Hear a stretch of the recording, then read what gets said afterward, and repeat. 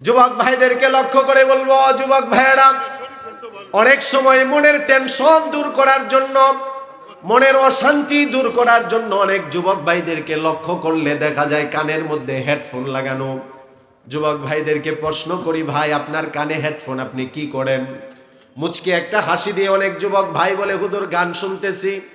সত্য বলে, তবে আমার কাছে পরবর্তী প্রশ্ন থাকে, ভাই কেন গান শুনেন? অনেক যুবক ভাই উত্তর দেয়, মনটা ভালো না, মন ভালো করার জন্য গান শুনি। অনেক চাষটলে দেখবেন অনেক মুরব্বী বাবারা ঘন্টা কি ঘন্টা টিভির দিকে তাকিয়ে থাকে, একই উত্তর দিবে, মন ভালো না, সময় কাটে না। মনটাকে ভালো করার জন্য, মনের অশান্তি দূর করার জন্য গান শুনতেছি, টিভি দেখতেছি। আল্লাহর কসম, তাফসিরুল কোরআন মাহফিলে আমি কসম করে বলতে পারি, গান শোনার দ্বারা, টিভি সিনেমা নাটক দেখার দ্বারা মনের অশান্তি দূর হয় না। আল্লাহর জিকির আর কোরআন তেলাওয়াতের দ্বারা মনের অশান্তি যিনি দূর করেন তিনি কে? কশ্চিন কালেও আপনি গান শোনার দ্বারা আপনার অশান্তি দূর হবে না। যদি অশান্তি থাকে 5%, গান শোনার দ্বারা হবে 100%। ঠিক কিনা বলেন? আপনার মনের অশান্তি দূর হবে, আপনার মনের মধ্যে প্রশান্তি আসবে আল্লাহর জিকিরের দ্বারা। আল্লাহর কোরআন এটার প্রমাণ করে, আল্লাযীনা আমানু ওয়া তাতমাইন্নু কুলুবুহুম বিযিকরিল্লাহ। আল্লাহ বলেন, যারা ঈমানদার তাদের অন্তরের মধ্যে অশান্তি দূর হয়ে প্রশান্তি আসবে জিকিরের দ্বারা। সুবহানাল্লাহ বলেন। অল্প সময় হলেও এই যে আমরা এখানে বসে আল্লাহর নামের জিকির করেছি, লস হয়নি, আমাদের লস হয়নি। অন্তরের অশান্তি দূর হয়েছে, প্রশান্তি আল্লাহ দান করবেন। জিকিরের ব্যাপারে আল্লাহর নবী সাহাবায়ে কেরামকে বলেন, জিকিরের একটা হাদিস আপনাদেরকে শোনাই। আল্লাহর নবী বলেন, আলা উখবিরুকুম বিখাইরি আমালিকুম। সাহাবায়ে কেরাম বসা, নবীজি বললেন, ও আমার সাহাবীরা, আমি কি তোমাদেরকে শ্রেষ্ঠ একটা আমলের কথা বলে দিব? দ্বিতীয় নাম্বার নবীজি বললেন, ওয়া আজকাগা ইনদা মালিকিকুম। এমন একটা আমলের কথা কি আমি তোমাদেরকে বলে দিব যে আমলটা তোমাদের রবের কাছে বড়ই পবিত্র আমল। তৃতীয় নাম্বার নবীজি বললেন, ওয়ারফাইহা ফি দারাজাতিকুম। ও আমার সাহাবীরা, এমন একটা আমলের কথা কি আমি তোমাদেরকে বলে দিব যে আমলের দ্বারা তোমাদের মর্যাদা যিনি বাড়াবেন, জোরে বলেন তিনি কে? 4 নাম্বার নবীজি বললেন, খায়রুল লাকুম মিন ইনফাকিয যাকাবি ওয়াল ওয়ারিকি। এমন একটা আমলের কথা আমি নবীজি তোমাদেরকে বলে দিচ্ছি যে আমল করার দ্বারা আল্লাহর রাস্তায় স্বর্ণ রূপা খরচ করার চেয়ে বেশি সওয়াব হয়। 5 নাম্বার নবীজি বললেন, ওয়া খায়রুল লাকুম মিন আন তালকাউ আদুওয়াকুম ফাতাদরিবু আনাকাহুম ওয়া ইয়াদরিবু আনাকাকুম। ও আমার সাহাবীরা, এমন একটা আমলকে আমি নবীজি তোমাদেরকে বলে দিব যে আমল করার দ্বারা জিহাদের ময়দানে শত্রুর সাথে লড়াই করার চেয়ে বেশি ফজিলত ওয়ালা আমল। 5টা আমলের কথা শুনে সাহাবায়ে কেরাম সবাই পাগল পাড়া হয়ে গেলেন। আমাদের অবস্থা কি হয়েছে আমি জানি না, তবে সাহাবায়ে কেরাম 5টা ফজিলতের কথা শুনে পাগল পাড়া হয়ে গেলেন। কেননা সাহাবায়ে কেরাম ছিলেন আল্লাহর পাগল, দুনিয়ার বাড়ি গাড়ি আর নেতৃত্বের পাগল ছিল না। বলেন ঠিক কিনা? আমরা তো লাভ আর ফজিলতের কথা যদি দুনিয়ার ক্ষেত্রে পাই তাহলে আমাদের আকর্ষণ বেড়ে যায়, মনোযোগী বেড়ে যায়। আমরা তো দুনিয়ার বাড়ি গাড়ি নারী আর নেতৃত্বের পাগল। সাহাবায়ে কেরামের মধ্যে এই উন্মাদনা ছিল না। ওনারা ছিলেন আল্লাহর পাগল, রাসূলুল্লাহর পাগল, আখিরাতের জন্য, জান্নাতের জন্য পাগল। সকল সাহাবায়ে কেরাম এক বাক্যে বললেন, বালা ইয়া রাসূলুল্লাহ, ওগো নবীজি, আপনি আমাদেরকে ওই আমলের কথা বলে দেন যে আমল করলে 5টা ফজিলত আল্লাহ দান করবে। নবীজি বললেন, জিকরুল্লাহ, আল্লাহর নামের জিকির যদি করতে পারো তোমাদেরকে এই 5টা পুরস্কার যিনি দিবেন তিনি কে? 5টা পুরস্কার তোমাদেরকে আল্লাহ তাআলা দান করবে, এই নগদ নবীজি বলেন তোমরা যদি জিকির করতে পারো। কত সময় ঘন্টা কি ঘন্টা গল্প গুজবে কাটিয়ে দেই, কত ঘন্টা কি ঘন্টা সময় ফেসবুক সোশ্যাল মিডিয়ার মধ্যে কাটিয়ে দেই। অযুবক ভাইয়েরা, যেহেতু যুবকদের উদ্যোগে আজকের এই মাহফিল, আমার কলিজার টুকরা যুবক ভাইদেরকে লক্ষ্য করে বলবো, মুরব্বী বাবারা মোবাইল ফেসবুক সম্পর্কে এতটা অবগত না, যার কারণে সময়ও নষ্ট করে না। কিন্তু আমাদের কলিজার টুকরা সমাজের যুবক ভাইয়েরা দলের পিছনে, নেতার পিছনে, মার্কার পিছনে ঘন্টা ঘন্টা, এবং নিজের গল্প, নিজের খেলাধুলা, নিজের বন্ধু বান্ধব, নিজের ফেসবুক আর সোশ্যাল মিডিয়ার মধ্যে ঘন্টা কি ঘন্টা সময় নষ্ট করে। আজকের এই যুবকদের মাহফিল থেকে বলি, আজ থেকে আর অযথা সময় নষ্ট করব না। যখনই সময় পাবো যদি জিকির করতে পারি, আল্লাহর সম্মান মর্যাদা যিনি বাড়াবেন তিনি কে? জোরে বলেন তিনি কে?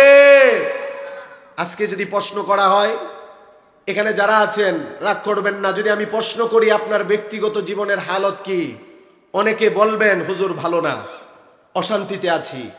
পারিবারিকভাবে আপনার অবস্থা কি? বলবে হুজুর ভালো না। সামাজিকভাবে কেমন আছেন? ভালো না। রাষ্ট্রীয় পর্যায়ে আমরা কেমন আছি? ভালো না।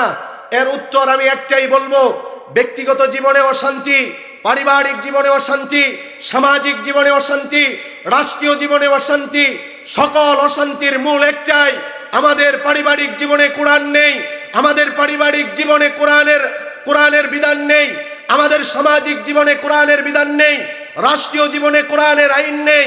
আল্লাহর কসম, আমার ব্যক্তিগত জীবনে যদি কোরআন চলে আসে, আমার পরিবারে যদি কোরআন চলে আসে, আমার সমাজে আমার রাষ্ট্র যদি কোরআন দ্বারা পরিচালিত হয়, চুরি থাকবে না, দুর্নীতি থাকবে না, ঘুষ থাকবে না, জুলুম থাকবে না, অন্যায় থাকবে না, বাংলাদেশ সোনার মদিনায় পরিণত হয়ে যাবে। বলেন ঠিক কিনা? সব অশান্তির কারণ একটাই, আল্লাহর আদেশ, রাসূলুল্লাহর আদর্শ আমাদের জীবনে নেই। ঠিক কিনা বলেন? সব সময় উলামায়ে কেরাম এই হাদিসটা আপনাদেরকে স্মরণ করিয়ে দেয়। বিদায় হজের ভাষণে নবীজি বলেছিলেন, তারাকতু ফীকুম আমরাইন লান তাদিল্লু মা তামাসসাকতুম বিহিমা। ও আমার উম্মতেরা, আমি তোমাদের মাঝে দুইটা জিনিস রেখে যাচ্ছি, যদি তোমরা ভালো করে আঁকড়ে ধরতে পারো কখনো তোমরা পদভ্রষ্ট হবে না। সুবহানাল্লাহ বলেন। আজকে ওই দুইটা জিনিসকে এই উম্মত ছেড়ে দেওয়ার কারণে আজকে জায়গায় জায়গায় মার খাচ্ছে, জায়গায় জায়গায় অপমানিত হচ্ছে। ঠিক কিনা বলেন? কোরআন হাদিসকে যদি আমরা আঁকড়ে ধরতে পারি, কোরআন ও হাদিস অনুযায়ী যদি জীবনটাকে পরিচালনা করতে পারি, আমার ব্যক্তিগত জীবন, পারিবারিক জীবন, সামাজিক জীবন, রাষ্ট্রীয় জীবন, জীবনের সকল ক্ষেত্রে যিনি সুখ শান্তি দিয়ে ভরপুর করে দিবেন তিনি কে? এই উদ্দেশ্যেই তো এই মাহফিলগুলো।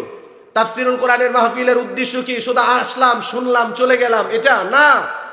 যাই শুনলাম সবক, এগুলো নেওয়া লাগবে নিজের জীবনে, নিজের পরিবারে, নিজের সমাজে, নিজের রাষ্ট্রে এগুলো ফিট করা লাগবে। ঠিক কিনা বলে? তাহলে তাফসিরুল কোরআন মাহফিলের লক্ষ্য উদ্দেশ্য হাসিল হবে। আমাদের বাংলাদেশে অনেক মাহফিল হয়, আলহামদুলিল্লাহ, আমরাও অনেক মাহফিল করি, কিন্তু দুঃখজনক হলে সত্য কথা এটা, যেই পরিমাণ মাহফিল হয়, যেই পরিমাণ ফলাফল পাওয়ার আশা ছিল, সেই ফলাফল পূর্ণাঙ্গ পাওয়া যায় না। ঠিক কিনা বলে? কিভাবে বলবেন? আমি আপনাদেরকে উদাহরণ দেই। যে পরিমাণ মাহফিল আমাদের দেশে হয়, এই পরিমাণ মাহফিলে যেই পরিমাণ শ্রোতা আসে, যদি পূর্ণাঙ্গ ফলাফল আমরা পেতাম, এলাকা তন্ন তন্ন করে খুঁজলেও একটা সুদখোরের সংখ্যা পাওয়া যেত না। ঠিক কিনা বলে? পূর্ণাঙ্গ ফলাফল যদি আমরা পেতাম, তাহলে ঘুষখোরের সংখ্যা পাওয়া যেত না। পূর্ণাঙ্গ ফলাফল যদি মাহফিলের আমরা পেতাম, বেনামাজির সংখ্যা বাড়তো না। পূর্ণাঙ্গ ফলাফল যদি আমরা পেতাম, তাহলে বেপর্দা নারীর সংখ্যা বাড়তো না। দিন কি দিন যেহেতু ঘুষখোরের সংখ্যা বাড়তেছে, ঘুষখোরের সংখ্যা বাড়তেছে, সুদখোরের সংখ্যা বাড়তেছে, দুর্নীতিবাজের সংখ্যা বাড়তেছে, জালেমের সংখ্যা বাড়তেছে, বেনামাজি বেপরদা নারীর সংখ্যা বাড়তেছে, বোঝা যাচ্ছে কোরআন হাদিস। আল্লাহর নবী আরেক হাদিসের মধ্যে বলেন, আউয়ালু মান ইউদআ ইলাল জান্নাতি আল হামিদুন। আউয়ালু মান ইউদআ ইলাল জান্নাতি আল হামিদুন ফিস সাররাই ওয়াদ দাররা। আল্লাহর নবী বলেন, সর্বপ্রথম ময়দানে মাহশারে তাদেরকে ডাকা হবে যে লোকগুলোর সুখে দুঃখে সর্ব অবস্থায় প্রশংসা করেছে একজনের, তিনি কে? এজন্য জুড়ে বলবেন, সব সময় প্রশংসা করব কার? আমাদেরকে সৃষ্টি করেছেন কে? আমাদেরকে সুস্থতার নিয়ামত দান করেছেন কে? এই জবান, জবানের শক্তি, জবানে কথা বলার নিয়ামত দান করেছেন কে? যে আল্লাহ সৃষ্টি করেছেন, যে আল্লাহ জবানে কথা বলার শক্তি দান করেছেন। আজকের এই মাহফিল থেকে একটা পণ করে নিব, প্রতিজ্ঞা করে নিব, যতদিন বাঁচবো, সুস্থ থাকবো, জবানে কথা বলার শক্তি থাকবে, জবানে শক্তি থাকবে। দলের প্রশংসা নয়, ব্যক্তির প্রশংসা নয়, কোনো নেতার স্লোগান নয়, কোনো দলের স্লোগান নয়, মার্কার স্লোগান নয়, একজনের নামের তাকবীর হবে। জুড়ে বলেন তিনি কে? সবসময় এই ইচ্ছাটা মনের মধ্যে রাখবো, আর দলের, আর মার্কার, আর ব্যক্তির নামের স্লোগান নয়। যখনই সময় হবে, যখনই সুযোগ হবে, প্রশংসা চলবে একজনের, জুড়ে বলেন তিনি কে? এই যে আমরা এখানে আসলাম, আল্লাহর প্রশংসা করলাম, অল্প সময় হলেও আল্লাহর নামের আমরা জিকির করলাম।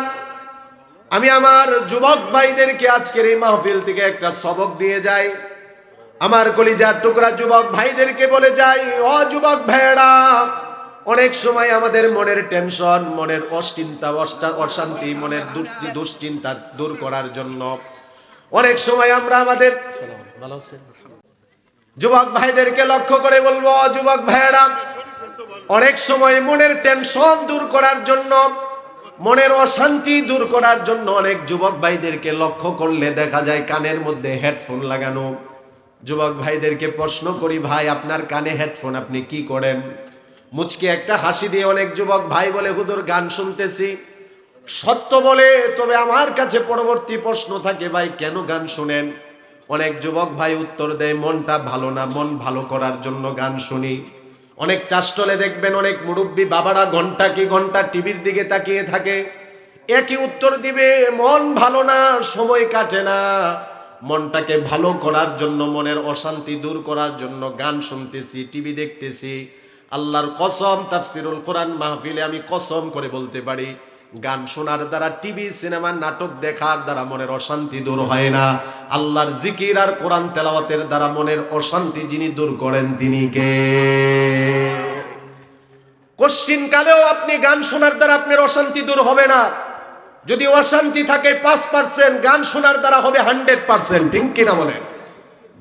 আপনার মনের অশান্তি দূর হবে, আপনার মনের মধ্যে প্রশান্তি আসবে আল্লাহর জিকিরের দ্বারা। আল্লাহর কোরআন এটার প্রমাণ করে, আল্লাযীনা আমানু ওয়া তাতমাইন্নু কুলুবুহুম বিযিকরিল্লাহ। আল্লাহ বলেন, যারা ঈমানদার তাদের অন্তরের মধ্যে অশান্তি দূর হয়ে প্রশান্তি আসবে জিকিরের দ্বারা। সুবহানাল্লাহ বলেন। অল্প সময় হলেও এই যে আমরা এখানে বসে আল্লাহর নামের জিকির করেছি, লস হয়নি, আমাদের লস হয়নি। অন্তরের অশান্তি দূর হয়েছে, প্রশান্তি আল্লাহ দান করবেন। জিকিরের ব্যাপারে আল্লাহর নবী সাহাবায়ে কেরামকে বলেন, জিকিরের একটা হাদিস আপনাদেরকে শোনাই। আল্লাহর নবী বলেন, আলা উখবিরুকুম বিখাইরি আমালিকুম। সাহাবায়ে কেরাম বসা, নবীজি বললেন, ও আমার সাহাবীরা, আমি কি তোমাদেরকে শ্রেষ্ঠ একটা আমলের কথা বলে দিব? দ্বিতীয় নাম্বার নবীজি বললেন, ওয়া আজকাগা ইনদা মালিকিকুম। এমন একটা আমলের কথা কি আমি তোমাদেরকে বলে দিব যে আমলটা তোমাদের রবের কাছে বড়ই পবিত্র আমল। তৃতীয় নাম্বার নবীজি বললেন, ওয়ারফাইহা ফি দারাজাতিকুম। ও আমার সাহাবীরা, এমন একটা আমলের কথা কি আমি তোমাদেরকে বলে দিব যে আমলের দ্বারা তোমাদের মর্যাদা যিনি বাড়াবেন, জোরে বলেন তিনি কে? 4 নাম্বার নবীজি বললেন, খায়রুল লাকুম মিন ইনফাকিয যাকাবি ওয়াল ওয়ারিকি। এমন একটা আমলের কথা আমি নবীজি তোমাদেরকে বলে দিচ্ছি যে আমল করার দ্বারা আল্লাহর রাস্তায় স্বর্ণ রূপা খরচ করার চেয়ে বেশি সওয়াব হয়। 5 নাম্বার নবীজি বললেন, ওয়া খায়রুল লাকুম মিন আন তালকাউ আদুওয়াকুম ফাতাদরিবু আনাকাহুম ওয়া ইয়াদরিবু আনাকাকুম। ও আমার সাহাবীরা, এমন একটা আমলকে আমি নবীজি তোমাদেরকে বলে দিব যে আমল করার দ্বারা জিহাদের ময়দানে শত্রুর সাথে লড়াই করার চেয়ে বেশি ফজিলত ওয়ালা আমল। 5টা আমলের কথা শুনে সাহাবায়ে কেরাম সবাই পাগল পাড়া হয়ে গেলেন। আমাদের অবস্থা কি হয়েছে আমি জানি না, তবে সাহাবায়ে কেরাম 5টা ফজিলতের কথা শুনে পাগল পাড়া হয়ে গেলেন। কেননা সাহাবায়ে কেরাম ছিলেন আল্লাহর পাগল, দুনিয়ার বাড়ি গাড়ি আর নেতৃত্বের পাগল ছিল না। বলেন ঠিক কিনা? আমরা তো লাভ আর ফজিলতের কথা যদি দুনিয়ার ক্ষেত্রে পাই তাহলে আমাদের আকর্ষণ বেড়ে যায়, মনোযোগী বেড়ে যায়। আমরা তো দুনিয়ার বাড়ি গাড়ি নারী আর নেতৃত্বের পাগল। সাহাবায়ে কেরামের মধ্যে এই উন্মাদনা ছিল না। ওনারা ছিলেন আল্লাহর পাগল, রাসূলুল্লাহর পাগল, আখিরাতের জন্য, জান্নাতের জন্য পাগল। সকল সাহাবায়ে কেরাম এক বাক্যে বললেন, বালা ইয়া রাসূলুল্লাহ, ওগো নবীজি, আপনি আমাদেরকে ওই আমলের কথা বলে দেন যে আমল করলে 5টা ফজিলত আল্লাহ দান করবে।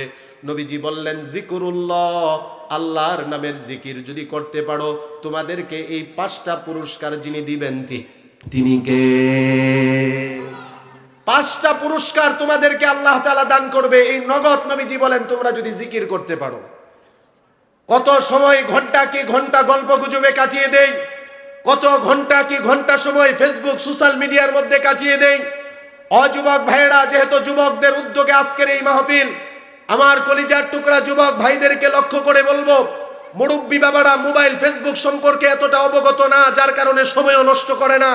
কিন্তু আমাদের কলিজার টুকরা সমাজের যুবক ভাইয়েরা দলের পিছনে, নেতার পিছনে, মার্কার পিছনে ঘন্টা ঘন্টা, এবং নিজের গল্প, নিজের খেলাধুলা, নিজের বন্ধু বান্ধব, নিজের ফেসবুক আর সোশ্যাল মিডিয়ার মধ্যে ঘন্টা কি ঘন্টা সময় নষ্ট করে। আজকের এই যুবকদের মাহফিল থেকে বলি, আজ থেকে আর অযথা সময় নষ্ট করব না। যখনই সময় পাবো, যদি জিকির করতে পারি, আল্লাহর সম্মান মর্যাদা যিনি বাড়াবেন তিনি কে? জোরে বলেন, তিনি কে? আজকে যদি প্রশ্ন করা হয়, এখানে যারা আছেন রাগ করবেন না যদি আমি প্রশ্ন করি আপনার ব্যক্তিগত জীবনের হালত কি? অনেকে বলবেন হুজুর ভালো না, অশান্তিতে আছি। পারিবারিকভাবে আপনার অবস্থা কি? বলবে হুজুর ভালো না। সামাজিকভাবে কেমন আছেন? ভালো না। রাষ্ট্রীয় পর্যায়ে আমরা কেমন আছি? ভালো না। এর উত্তর আমি একটাই বলবো, ব্যক্তিগত জীবনে অশান্তি, পারিবারিক জীবনে অশান্তি, সামাজিক জীবনে অশান্তি, রাষ্ট্রীয় জীবনে অশান্তি, সকল অশান্তির মূল একটাই, আমাদের পারিবারিক জীবনে কোরআন নেই, আমাদের পারিবারিক জীবনে কোরআনের বিধান নেই, আমাদের সামাজিক জীবনে কোরআনের বিধান নেই, রাষ্ট্রীয় জীবনে কোরআনের আইন নেই। আল্লাহর কসম, আমার ব্যক্তিগত জীবনে যদি কোরআন চলে আসে, আমার পরিবারে যদি কোরআন চলে আসে, আমার সমাজে, আমার রাষ্ট্র যদি কোরআন দ্বারা পরিচালিত হয়, চুরি থাকবে না, দুর্নীতি থাকবে না, ঘুষ থাকবে না, জুলুম থাকবে না, অন্যায় থাকবে না। বাংলাদেশ সোনার মদিনায় পরিণত হয়ে যাবে। বলেন ঠিক কিনা? সব অশান্তির কারণ একটাই, আল্লাহর আদেশ, রাসূলুল্লাহর আদর্শ আমাদের জীবনে নেই। ঠিক কিনা বলেন? সব সময় উলামায়ে কেরাম এই হাদিসটা আপনাদেরকে স্মরণ করিয়ে দেয়। বিদায় হজের ভাষণে নবীজি বলেছিলেন, তারাকতু ফীকুম আমরাইন লান তাদিল্লু মা তামাসসাকতুম বিহিমা। ও আমার উম্মতেরা, আমি তোমাদের মাঝে দুইটা জিনিস রেখে যাচ্ছি, যদি তোমরা ভালো করে আঁকড়ে ধরতে পারো কখনো তোমরা পদভ্রষ্ট হবে না। সুবহানাল্লাহ বলেন। আজকে ওই দুইটা জিনিসকে এই উম্মত ছেড়ে দেওয়ার কারণে আজকে জায়গায় জায়গায় মার খাচ্ছে, জায়গায় জায়গায় অপমানিত হচ্ছে। ঠিক কিনা বলেন? কোরআন হাদিসকে যদি আমরা আঁকড়ে ধরতে পারি, কোরআন ও হাদিস অনুযায়ী যদি জীবনটাকে পরিচালনা করতে পারি, আমার ব্যক্তিগত জীবন, পারিবারিক জীবন, সামাজিক জীবন, রাষ্ট্রীয় জীবন, জীবনের সকল ক্ষেত্রে যিনি সুখ শান্তি দিয়ে ভরপুর করে দিবেন তিনি কে? এই উদ্দেশ্যেই তো এই মাহফিলগুলো। তাফসিরুল কোরআনের মাহফিলের উদ্দেশ্য কি? শুধু আসলাম, শুনলাম, চলে গেলাম, এটা না। যাই শুনলাম সবক, এগুলো নেওয়া লাগবে নিজের জীবনে, নিজের পরিবারে, নিজের সমাজে, নিজের রাষ্ট্রে এগুলো ফিট করা লাগবে। ঠিক কিনা বলে? তাহলে তাফসিরুল কোরআন মাহফিলের লক্ষ্য উদ্দেশ্য হাসিল হবে। আমাদের বাংলাদেশে অনেক মাহফিল হয়, আলহামদুলিল্লাহ, আমরাও অনেক মাহফিল করি, কিন্তু দুঃখজনক হলে সত্য কথা এটা, যেই পরিমাণ মাহফিল হয়, যেই পরিমাণ ফলাফল পাওয়ার আশা ছিল, সেই ফলাফল পূর্ণাঙ্গ পাওয়া যায় না। ঠিক কিনা বলে? কিভাবে বলবেন? আমি আপনাদেরকে উদাহরণ দেই। যে পরিমাণ মাহফিল আমাদের দেশে হয়, এই পরিমাণ মাহফিলে যেই পরিমাণ শ্রোতা আসে, যদি পূর্ণাঙ্গ ফলাফল আমরা পেতাম, এলাকা তন্ন তন্ন করে খুঁজলেও একটা সুদখোরের সংখ্যা পাওয়া যেত না। ঠিক কিনা বলে? পূর্ণাঙ্গ ফলাফল যদি আমরা পেতাম, তাহলে ঘুষখোরের সংখ্যা পাওয়া যেত না। পূর্ণাঙ্গ ফলাফল যদি মাহফিলের আমরা পেতাম, বেনামাজির সংখ্যা বাড়ত না। পূর্ণাঙ্গ ফলাফল যদি আমরা পেতাম, তাহলে বেপর্দা নারীর সংখ্যা বাড়ত না। দিন কি দিন যেহেতু ঘুষখোরের সংখ্যা বাড়তেছে, ঘুষখোরের সংখ্যা বাড়তেছে, সুদখোরের সংখ্যা বাড়তেছে, দুর্নীতিবাজের সংখ্যা বাড়তেছে, জালেমের সংখ্যা বাড়তেছে, বেনামাজি বেপরদা নারীর সংখ্যা বাড়তেছে। বোঝা যাচ্ছে কোরআন হাদিসের মাহফিল হয়, কিন্তু মানুষের জীবনের পরিবর্তন হয় না। ঠিক কিনা বলে? বলবেন হুজুর সমস্যাটা কোথায়? আমাদের সভাপতি সাহেব একটু আগেই বলেছেন, সমস্যা হলো হয়তো আমার মধ্যে, বক্তার এখলাসের মধ্যে কমতি আছে, আর না হয় শ্রোতার এখলাসের মধ্যে কমতি আছে। দুইজনের কোনো একজনের এখলাসের কমতি থাকার কারণে পরিবর্তন আসতেছে না। যদি আমারও এখলাসের পরিপূর্ণতা আছে, আপনাদেরও যদি এখলাসের পরিপূর্ণতা আসে, আল্লাহর কসম একটা তাফসিরুল কোরআন মাহফিল জীবন পরিবর্তনের জন্য যথেষ্ট। ঠিক কিনা বলে? এজন্য সেই পরিবর্তনের নিয়তে শোনা লাগবে। আসছি যেহেতু শুধুমাত্র গতানুগতিক আসলাম আর চলে গেলাম এই নিয়তে নয়। বর্তমানে জমানাটা বড় কঠিন জমানা চলতেছে। এই বর্তমান প্রেক্ষাপট অনুযায়ী আমি আমার যেই বিষয়বস্তু নিয়েছি সেটা হলো ঈমান এবং নেক আমল। আজ থেকে প্রায় ১৫০০ বছর আগে আল্লাহর নবী বলেছিলেন, সায়াতি আলান নাসি জামান আস-সাবিরু ফীহিম আলা দীনিহি কাল কাবিজি আলাল জামার। তিরমিজির বর্ণনা, অচিরে আমার উম্মতের সামনে এমন একটা সময় আসবে, আমার উম্মত ঈমানের উপর অটল থাকা, অবিচল থাকা তাদের জন্য এমন কঠিন হয়ে যাবে যেমন কঠিন জ্বলন্ত অঙ্গার হাতের মধ্যে রাখা। ঠিক কিনা বলেন? একটা জ্বলন্ত অঙ্গার হাতের মধ্যে রাখা যে পরিমাণ কঠিন, ইমানদার তার ইমানের উপর অটল অবিচল থাকা এমন কঠিন হয়ে যাবে। এই জমানাটা হলো এই জমানা, সামনে গুনাহ, পিছনে গুনাহ, ডানে গুনাহ, বামে গুনাহ, চতুর্দিকে ফিতনা আর ফিতনা। অমুসলিম আর ঈমান বিদ্বেষীরা চাচ্ছে আমাদের ঈমানকে ধ্বংস করে দেওয়ার জন্য। মুসলমান, আমাদের মনে রাখা লাগবে জীবনের সবচেয়ে বড় আল্লাহর পক্ষ থেকে প্রদত্ত নিয়ামত হলো ঈমান। জোরে বলেন সুবহানাল্লাহ। যত নিয়ামত আল্লাহ তাআলা আমাদেরকে দান করেছেন, সবচেয়ে বড় নিয়ামত হলো ঈমান। কিন্তু এটার সত্য, এটার বাস্তবতা এটাও আছে যে এই জিনিস সহজে চলে আসে, ওটার কদর মানুষের কাছে থাকে না। ঠিক কিনা বলেন? ঈমান তো আমরা কোনোদিন আবেদন করিনি, দরখাস্ত করিনি। এই ঈমানের জন্য আমাদের শরীরের রক্ত ঝরাতে হয়নি। ঈমান তো আমরা সহজে পৈতৃক সূত্রে পেয়ে গিয়েছি, যার কারণে এই ঈমানের মূল্যবোধ আমাদের কাছে নেই। যারা ঈমানের জন্য কষ্ট করেছে, নিজের শরীরকে রক্তাক্ত করেছে, ঈমানের জন্য যারা ঘর ছেড়েছে, বাড়ি ছেড়েছে, ঈমানের জন্য যারা দেশ ছেড়েছে, জেল খেটেছে, তাদের কাছে ঈমানের মূল্যবোধ আছে। জোরে বলেন ঠিক কিনা? আল্লাহর নবী ঈমানের ব্যাপারে বলেন, আমরা যে কালিমা পড়ে ধন্য হয়েছি, মুসলমান হয়েছি, নবীজি বলেন, মান কবিলা মিন্নি আল কালিমাতাল্লাতী আরস্তুহা আলা আম্মি। আমার যে উম্মত কিয়ামত পর্যন্ত যারাই জমিনে আসবে, আমি নবীজির থেকে যারাই ওই কালিমা গ্রহণ করবে, যে কালিমা আমি আমার চাচার সামনে পেশ করেছিলাম। তাফসীর ইবনে কাসিরের মধ্যে এসেছে, নবীজির চাচা আবু তালেব যখন মুমূর্ষু অবস্থায় নবীজি চাচার কাছে গিয়ে প্রস্তাব করলো, ও চাচা, কুল লা ইলাহা ইল্লাল্লাহ। নবীজি চাচা আবু তালেবকে গিয়ে বলে, ও চাচা, আপনি একবারের জন্য এই কালিমা পড়েন, আশহাদু লাকা ইনদাল্লাহি বিকা ইয়াউমাল কিয়ামা। এই কালিমা যদি আপনি পড়েন, আপনার জন্য আমি আল্লাহর কাছে সুপারিশ করব। আল্লাহর নবী কালিমার দাওয়াত দেয়। আবু জাহেল এবং মক্কার বড় বড় কাফের লিডাররাও আবু তালেবের পাশে বসা। নবীজি দাওয়াত দেয়, আর মক্কার বড় বড় কাফেররা এই দাওয়াতে ভেটু দেয়। আবু জাহেল আবু তালেবকে বলে, ও আবু তালেব, আতারগবু আন মিল্লাতি আব্দুল মুত্তালিব, বাপ দাদার ধর্ম, তোমার পূর্বপুরুষের ধর্ম ছেড়ে দিয়ে কি মুহাম্মদের নতুন আনিত ধর্ম তুমি গ্রহণ করবে? আবু জাহেল বারবার ভেটু দেয়, নবীজি বারবার প্রস্তাব দেয়। এক পর্যায়ে আবু তালেবের ভাগ্যে আর কালিমা নসিব হলো না। মৃত্যুর আগে আবু তালেব বলল, আনা মিল্লাতি আব্দুল মুত্তালিবি। কালিমা না পড়ে যখন আবু তালেবের ইন্তেকাল হয়ে গেল, চাচা আবু তালেব কালিমা না পড়ে ইন্তেকাল করেছে। রাসূলের মনে বড় ব্যথা, বড় কষ্ট। আল্লাহ কোরআনের আয়াত নাজিল করে দিলেন।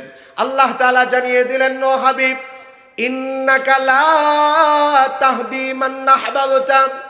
ও হাবিব, হেদায়েতের মালিক তো আপনার হাতে নয়, হেদায়েতের ক্ষমতা আপনাকে আমি দান করিনি, হেদায়েত রেখেছি আমি আল্লাহর হাতে। আপনি যাকে চাইবেন তাকে হেদায়েত দিতে পারবেন না। হেদায়েতের মালিক একমাত্র কে? জুড়ে বলেন কে? তো নবীজি বলেন, মান কবিলা মিন্নি আল কালিমাতাল্লাতী আরস্তুহা আলা আম্মি।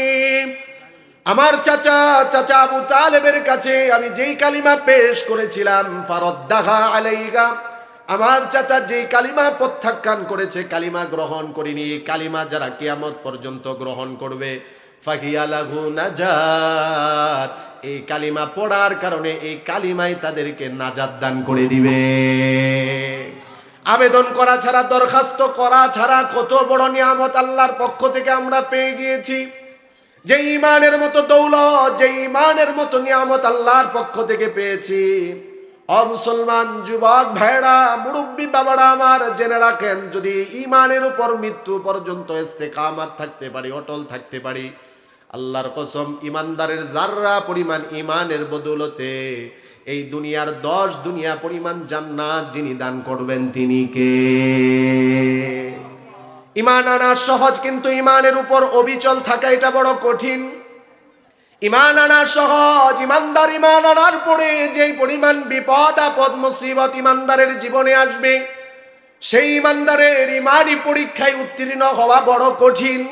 তবে যেই ব্যক্তি উত্তীর্ণ হতে পারবে, যেই ব্যক্তি ইমানি পরীক্ষায় উত্তীর্ণ হবে, তার জন্য জান্নাতের পুরস্কার যিনি রেখেছেন তিনি কে? আমরা তো মনে করি শুধু ইমান আনলাম আর দুনিয়াতে থাকলাম আর জান্নাতে চলে যাব। আসলে বিষয়টা এমন নয়।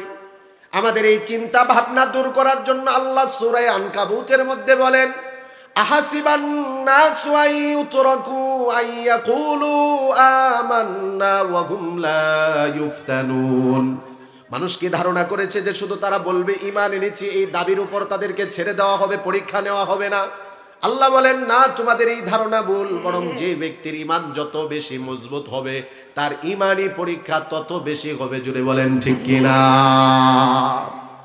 আমি প্রায় জায়গায় ঈমানের ব্যাপারে কথা বললে এই কথাটা বলার চেষ্টা করি। আল্লাহর পক্ষ থেকে ঈমানদারের জন্য ঈমানের নিয়ামত সবচেয়ে বড় নিয়ামত। এই কারণে একজন ঈমানদারের কাছে তার ব্যবসার চেয়ে তার ঈমান বড়, তার চাকরির চেয়ে ঈমান বড়, তার দলের চেয়ে, নেতার চেয়ে, তার মার্কার চেয়ে তার ঈমান বড়। একজন ঈমানদারের কাছে তার পরিবারের চেয়ে, তার নিজের জীবনের চেয়ে ঈমান বড়। প্রয়োজন হলে ঈমানদার ব্যবসা ছাড়তে পারবে, চাকরি ছাড়তে পারবে, দল ছাড়তে পারবে, ছেলে মেয়ে পরিবার পরিজনকে ছাড়তে পারবে, নিজের জীবন পর্যন্ত শহীদ করে দিবে, তারপরেও ঈমানদার ঈমান ছাড়বে না। জোরে বলেন ঠিক কিনা? এই হলো ঈমানদারের ঈমানের মূল্যবোধ। যারা বলেছে লা ইলাহা ইল্লাল্লাহ, তাদের উপর বিপদ আপদ মুসিবত ঈমানি পরীক্ষা আসবেই। তবে এই পরীক্ষায় যারা উত্তীর্ণ হতে পারবে তাদের জন্য আল্লাহ তাআলা সুসংবাদ রেখেছেন, জান্নাত আল্লাহ তাদের জন্য প্রস্তুত করে রেখেছেন। সুবহানাল্লাহ। সাহাবায়ে কেরাম রিদওয়ানুল্লাহি আলাইহিম আজমাইন ঈমান আনার পরে কি পরিমাণ বিপদ আপদ মুসিবত, কি পরিমাণ নির্যাতনের শিকার সাহাবায়ে কেরাম হয়েছেন। সহিহ বুখারীর বর্ণনা এসেছে, আল্লাহর নবী কাবার চত্বরে শুয়েছিলেন, এমন সময় হযরতে খাব্বাব রাদিয়াল্লাহু তাআলা আনহু আসলেন। এসে আল্লাহর নবীকে বললেন, আলা তাদউ লানা আলা তানসুরু লানা ইয়া রাসূলুল্লাহ। নবীজির সাহাবী খাব্বাব রাদিয়াল্লাহু তাআলা আনহু এসে নবীজিকে বললেন, ওগো নবীজি, আপনি আমাদের জন্য একটু দোয়া করেন, আমাদের জন্য আল্লাহর কাছে একটু সাহায্য প্রার্থনা করেন। এই যে কাফেররা আমাদেরকে যে পরিমাণ জুলুম নির্যাতন অত্যাচার করতেছে, আমাদের আর সহ্য হচ্ছে না। কাফেরদের পক্ষ থেকে ঈমানদারদের উপর কি পরিমাণ জুলুম নির্যাতন অত্যাচার হয়েছে। বুখারীর বর্ণনা, হযরতে খাব্বাব রাদিয়াল্লাহু তাআলা আনহু যখন নবীজিকে বললেন, নবীজি বললেন, খাব্বাব, এত তাড়াহুড়া করিও না। কদ কানা মান ক্বাবলাকুম ইউখাযুর রাজুল, তোমাদের পূর্ববর্তী যারা ঈমানদার ছিল, ঈমান আনার কারণে তাদেরকে গ্রেফতার করা হতো। তাদেরকে গ্রেফতার করে কোমর পর্যন্ত মাটি খনন করে ওই মাটির মধ্যে তাদেরকে রাখা হতো। তাদের মাথার মধ্যে করাত দিয়ে ফায়ুজালু লাহু নিসফাইন। নবীজি বলেন, ঈমান আনার কারণে দাঁড়ালো করাত দিয়ে তাদেরকে দ্বিখণ্ডিত করে দেওয়া হতো। ফামা ইয়াসুদ্দুহু আন দীনিহি, একবারের জন্য তারা দিন থেকে সরে যেত না। জোরে বলেন আল্লাহু আকবার। নবীজি হযরতে খাব্বাবকে সান্ত্বনা দিলেন, খাব্বাব, এত তাড়াহুড়া করছো কেন? এত গাপড়ে যাচ্ছ কেন? এত অধৈর্য হচ্ছ কেন? ধৈর্য ধারণ করো। ঈমানদারের উপর যত বেশি পরীক্ষা আসবে, পরীক্ষায় ঈমানদার যত উত্তীর্ণ হবে, তার পুরস্কার তত বেশি যিনি দান করবেন তিনি কে? হযরতে খাব্বাব রাদিয়াল্লাহু তাআলা আনহুর ব্যাপারে এসেছে, আমিরুল মুমিনিন খলিফাতুল মুসলিমিন হযরত ওমর রাদিয়াল্লাহু তাআলা আনহু খাব্বাব রাদিয়াল্লাহু তাআলা আনহুকে বললেন, ও ভাই খাব্বাব, ইসলাম ধর্ম গ্রহণ করার কারণে, ঈমান আনার কারণে যেই পরিমাণ জুলুম নির্যাতন অত্যাচার আপনার উপর করা হয়েছে, দুই একটা ঘটনা আপনি আমাদেরকে বলেন, এগুলো শুনে আমরা আমাদের ঈমানকে তাজা করি। সাহাবায়ে কেরামের ঈমান দীপ্ত ঘটনা শুনলে ঈমানদারের ঈমান তাজা হয়। অযুবক ভাইরা, এই কারণেই তো আমরা বলি সাহাবায়ে কেরামের জীবনী পড়বেন, নবী রাসূলদের জীবনী পড়বেন। কিন্তু আমাদের তো সাহাবায়ে কেরামের জীবনী পড়ার সময় হয় না। কিন্তু ঘন্টা কি ঘন্টা নায়ক নায়িকাদের জীবনী পড়তে পারে এমন যুবক আছে কি না? কবিদের জীবনী পড়ে, নায়কের জীবনী পড়ে, খেলোয়াড়ের জীবনী পড়ে। আল্লাহর কসম, ওদের জীবনীর মধ্যে কোনো আদর্শ নেই, কোনো কল্যাণ নেই। ওদের জীবনীর মধ্যে শুধু আছে ক্ষতি আর ক্ষতি। জুড়ে বলেন ঠিক কিনা? সাহাবায়ে কেরামের জীবনী পড়বেন, নবী রাসূলদের জীবনী পড়বেন। উমর রাদিয়াল্লাহু তাআলা আনহু খাব্বাব রাদিয়াল্লাহু তাআলা আনহুকে বললেন, ভাই খাব্বাব, ঈমান দীপ্ত দুই একটা ঘটনা আপনি আমাদেরকে শোনান। হযরতে খাব্বাব রাদিয়াল্লাহু তাআলা আনহু বলেন, আমিরুল মুমিনিন, ঈমান আনার কারণে, ইসলাম ধর্ম গ্রহণ করার কারণে কাফেরদের পক্ষ থেকে যে পরিমাণ জুলুম নির্যাতনের শিকার হয়েছি, এগুলো মুখে বলতে পারবো না, তবে নিজের শরীরের চাদরটা তিনি সরিয়ে দিলেন। সাহাবায়ে কেরাম হযরতে ওমরকে হযরতে খাব্বাব নিজের শরীরটাকে দেখিয়ে দিলেন। হযরতে খাব্বাব রাদিয়াল্লাহু তাআলা আনহুর শরীরের দৃশ্য দেখে হযরতে ওমর নিজের জায়গায় আর বসে থাকতে পারেননি, তিনি দাঁড়িয়ে গেলেন। চোখের পানি ছেড়ে দিয়ে বললেন, ভাই খাব্বাব, এই যে আপনার পিঠের মধ্যে বড় বড় গর্ত দেখা যায়, এগুলো কিসের? আপনার কি কোনো বসন্ত হয়েছিল? বড় ধরনের কোনো রোগ হয়েছিল? খাব্বাব রাদিয়াল্লাহু তাআলা আনহু বলেন, আমিরুল মুমিনিন, খলিফাতুল মুসলিমিন, কোনোদিন বসন্ত হয়নি, বড় ধরনের কোনো রোগ হয়নি। পিঠের মধ্যে বড় বড় গর্ত দেখতে পাচ্ছেন, এগুলো হলো ঈমান আনার পরে কাফের মুশরিকদের পক্ষ থেকে জুলুম নির্যাতনের শিকার হয়েছে তার বাস্তব প্রমাণ। আল্লাহু আকবার।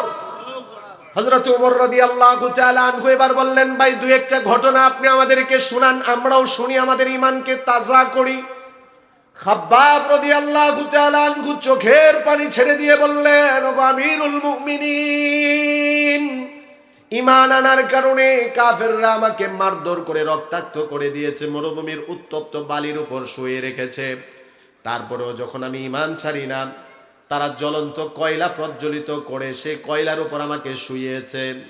আমার কোমরের মধ্যে শিকল বেঁধে, লোহার শিকল দুই দিক দিয়ে দুইজন টেনে টেনে লোহার উপর, আগুনের উপর আমাকে টেনে এদিক থেকে ওদিকে নিয়েছে, ওই দিক থেকে এদিকে এনেছে। এই যে জ্বলন্ত কয়লার উপর আমাকে টানাটানি করার কারণে আমার শরীরের গোশত আর চবড়িগুলো খসে খসে পড়ে আগুন নিভে গিয়েছে। একবারের জন্য আমি ঈমান ছাড়িনি। বলেন আল্লাহু আকবার। শুধু এতটুকুই নয়, হযরতে খাব্বাব রাদিয়াল্লাহু তাআলা আনহু তিনি নিজে বলেন, এভাবে জ্বলন্ত কয়লার উপর টানাটানি করার পরে যখন কাফেররা দেখলো আমি ঈমান ছাড়ি না, তখন তারা আমাকে কয়লার উপর রেখে বুকের উপর বড় পাথর রাখলো। নিচে কয়লা, বুকের উপর বড় পাথর রেখে তারা আমাকে এত জুড়ে চাপ দিল। বুকের উপর পাথরে চাপ দেওয়ার কারণে আমার পিঠের নিচের কয়লাগুলো আমার পিঠের ভিতরে ঢুকে গিয়েছে। জ্বলন্ত কয়লাগুলো ঢুকে যাওয়ার কারণে আমার গোশত আর চামড়াগুলো খসে খসে পড়ে গিয়েছে। আল্লাহর কসম, একবারের জন্য আমি ঈমান থেকে সরে যাইনি। বলেন আল্লাহু আকবার। ও মুসলমান, ঈমানদারের ঈমান এত সহজ হবে না। ঈমানদারের ঈমান, ঈমানদারের কাছে ঈমানের মূল্যবোধ তার নিজের জীবনের চেয়ে বেশি দামি হবে। ঈমানদারদেরকে যদি এমন প্রস্তাব করা হয় যে তোমার উপর, মাথার উপর দাঁড়ালো করাত আছে, তোমাকে দ্বিখণ্ডিত করে দেওয়া হবে, ঈমান ছেড়ে দাও। ঈমানদার জীবনের ভয় করা যাবে না, মায়া করা যাবে না। ঈমানদার জীবন দিয়ে দিবে, শহীদ হবে, কিন্তু ঈমান ছাড়বে না।